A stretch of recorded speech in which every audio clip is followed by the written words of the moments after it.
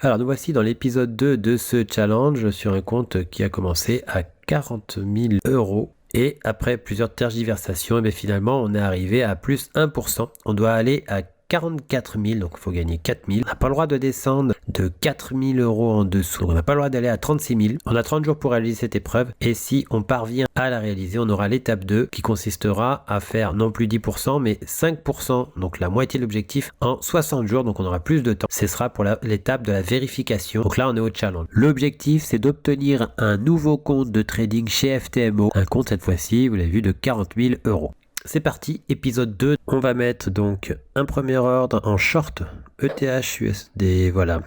Ethereum, on met un stop plus précis, voilà. Et on met l'objectif. Voilà pour l'objectif. On a donc un stop de 403 euros et un objectif de 2000 euros. Mais on a été stoppé entre temps, on avait shorté sur la flèche rouge, on s'est stoppé sur la flèche jaune, voilà le trend historique, on le note dans le tableau. On était à plus 1% sur le compte et on passe à 0%, donc on est même légèrement sous les 40 000, donc on est revenu au point de départ. Du coup on veut faire un short sur le LTC USD, voilà, short, donc trade à la baisse sur le Litecoin. On va mettre un stop. On va mettre l'objectif aussi, voilà, on a déjà mis l'objectif. Mais finalement, regardez, on a été stoppé directement. Donc la flèche rouge, la flèche jaune, stoppé. Et on pense refaire l'opération à la baisse. Donc sur le Litecoin, on fera le bilan après. Voilà, on mettra donc effectivement un stop et un objectif. 413 euros de stop, 2804 euros d'objectif à la baisse. Et on va faire le Bitcoin aussi. Voilà, vente sur le Bitcoin.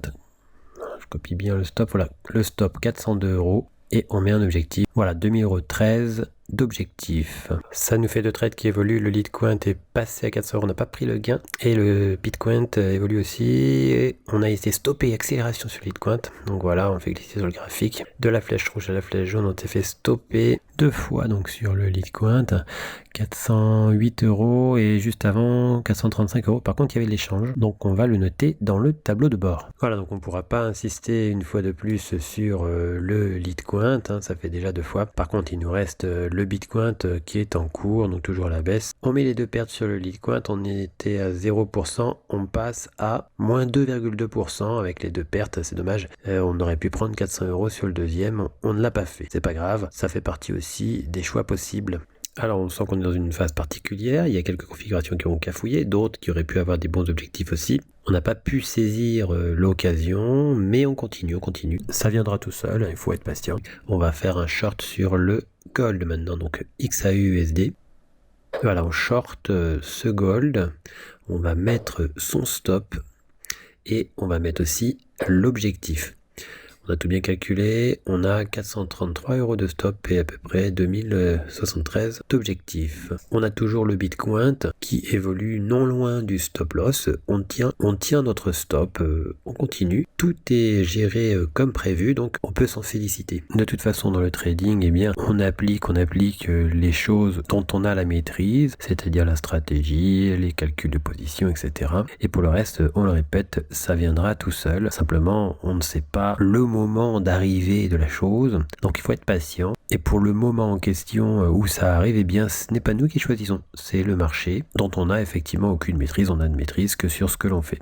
C'est d'ailleurs un avantage si on considère que du coup ça fait une chose de moins à gérer, c'est le marché qui gère. Vu sous cet angle, c'est sûr que ça peut permettre de voir les choses de façon plus zen. En tout cas, on peut le voir comme ça pour être plus tranquille et en même temps pour éviter de se mettre une éventuelle pression inutile. On en parlait, eh bien le marché est parfois très surprenant, effectivement. Quelques 2 heures plus tard, effectivement, le gold a chuté et le BTC était monté, rasé le stop, mais même avec le spread, on n'a pas été touché et ça fuse à la baisse. Donc du coup, on va attendre un tout petit peu. On va quand même faire le break-even sur le gold. Puis assez vite, on va essayer de mettre un stop déjà gagnant pour se garantir de revenir en positif sur le compte et éventuellement fermer l'une des positions. On va commencer par le break-even sur le gold. Voilà, le break-even est fait pour 43 euros. Si ça remontait pour venir toucher le stop loss, eh bien on aurait 43 euros de gain. Voilà ce que l'on va faire, mais ça va être très simple. Il y aura un stop suiveur et l'un des deux trades clôturé sûrement. Alors on n'a pas pris le temps d'appuyer sur enregistrer pour mettre le stop suiveur. On avait fait donc le stop suiveur pour, comme vous le voyez sur l'écran, plus 865 euros si jamais ça remontait qu'on touchait le stop loss, qui du coup est un stop loss maintenant gagnant. On a positionné une ligne marron sur laquelle on pourrait prendre le gain sur l'or, donc XAUUSD, et on s'apprête à clôturer le BTC-USD pour l'équivalent d'un stop. On a déjà eu le stop qui a été rasé. Voilà, clôture sur le BTC-USD. On voit dans l'historique, effectivement, 408 €, il y a des frais. On remplit notre tableau de bord en prenant bien en compte les frais. On était à moins 2,2% donc, et on est maintenant à moins 1,2%. Donc on a bien pris l'équivalent d'un stop. Par contre, il y avait des frais. On est donc un peu moins de 400 €. On est à 396,41 € de gain. Et on s'est garanti de gagner 2% donc grâce au stop suiveur sur le gold. Ce qui fait qu'on s'est assuré de revenir à au moins plus 1% sur le compte. Et sur le gold, on arrive vers notre ligne marron, notre niveau sensible. On décide de clôturer.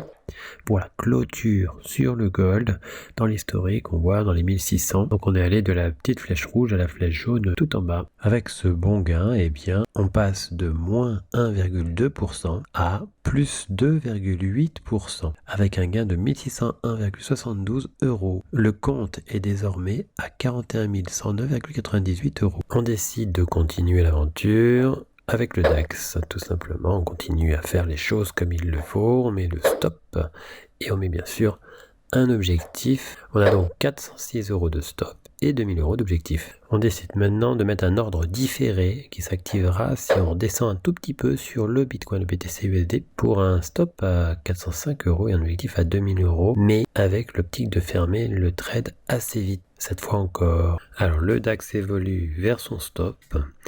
Et on voilà, on est stoppé sur le marché du DAX et on voit dans l'historique 408,73 € de perte. On note la perte dans le tableau. On était à plus 2,8% sur le compte et on est maintenant à plus 1,8%. Ça redescend un petit peu donc, avec cette perte de moins 408,73 €. Entre temps, sur le BTC, on a été activé, mais légèrement plus bas que le prix demandé, donc on peut décaler le stop légèrement pour toujours avoir 405 € de stop.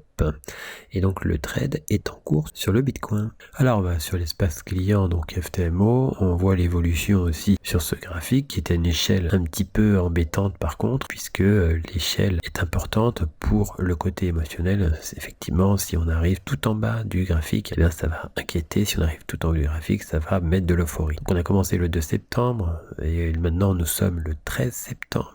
Donc c'était un vendredi quand on a commencé et on est le mardi. Voilà, on a respecté bientôt les 10 jours de trading, il ne manque plus qu'un jour.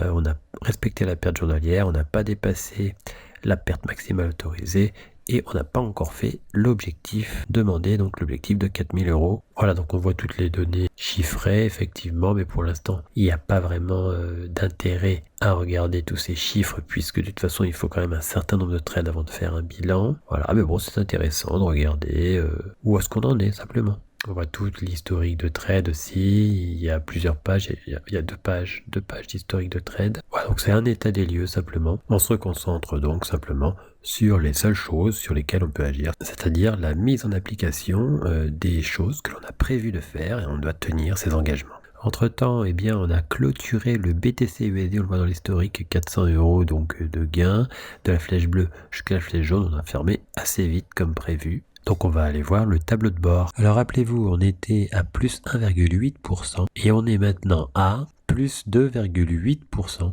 avec ce gain de 400,93 €. Le compte a évolué à 41 102,18 €. Alors voilà pour l'épisode 2, on s'arrête donc le 14 septembre. On avait commencé le 2 septembre donc ce challenge, on est le 14 septembre sur ce dernier trade. Donc pour le challenge, on a 30 jours et on a passé déjà à peu près la moitié, bientôt la moitié. Donc il reste un peu de temps quand même. 3/4 de l'objectif à réaliser, on a déjà fait 1/4. Alors après un gain, effectivement, il faut faire attention au côté euphorique où on peut se laisser aller à espérer encore plus, etc. Dans ce cas-là, eh bien, on peut vouloir effectivement le gros gain. Et si on fait ça, le gros gain, on l'a pas toujours directement. On peut avoir beaucoup de trades qui échouent, proposant quand même des gains intéressants.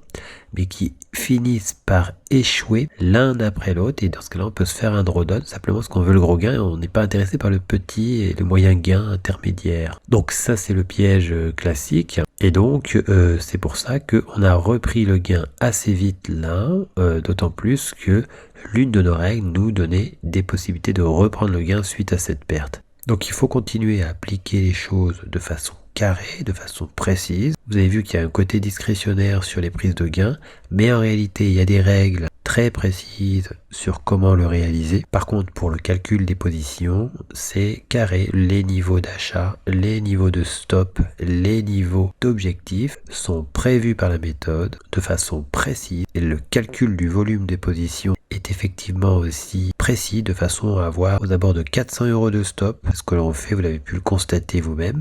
Donc il faut continuer, il ne faut pas se donner plus d'émotionnel que ça. Je reviens d'ailleurs sur l'idée qu'effectivement le graphique sur FTMO n'est pas intéressant. Effectivement, je prends toujours un graphique qui permette d'être plus zen. Effectivement, si je mettais 39 000 sur le bas du graphique, le bas de l'évolution du capital serait collé en permanence effectivement avec le bas du graphique et le haut de l'évolution serait collé avec le haut du graphique. Et dans ce cas-là, si on est en baisse en regardant le graphique, on peut facilement paniquer en se disant on est déjà tout en bas. Et si on est en hausse, eh ben on peut se mettre en euphorie parce qu'on se dira on est déjà tout en haut. Donc en fait, ça crée un émotionnel. D'autant plus que les fluctuations vous paraîtront vraiment très très amples, c'est-à-dire cette petite baisse deviendra une grosse baisse et cette petite hausse deviendra une très grosse hausse, donc ça exacerbera sur le plan visuel votre émotionnel de façon particulièrement sensible. Alors qu'en éloignant, effectivement, en mettant de l'espace au-dessus et en dessous, ça va calmer votre émotionnel et ça c'est très important. Quand on regarde le graphique et qu'on voit la perte ici, on se dit bon, proportionnellement à l'ensemble, ça va, on n'a pas le droit de descendre à 36 000, on est quand même assez loin, on peut continuer tranquillement à faire les choses comme c'est prévu et à tenir ses engagements sur la méthode. Donc ça a l'air de rien, mais finalement, comment être zen dans le trading? C'est plein de petites choses de ce type. Voilà. Donc c'est l'art et la manière de prendre soin de son émotionnel pour ne pas s'amener inutilement dans des extrêmes pouvant provoquer l'overtrading. Voilà pour l'épisode 2, on attendra de voir ce qui va se passer pour l'épisode 3. Là ça s'engage plutôt bien à la fin de l'épisode 2, même si effectivement il manque de l'objectif, parce que l'objectif est quand même assez loin. Donc il y a un peu de suspense, c'est toujours intéressant dans ces cas-là. Rendez-vous dans le prochain épisode.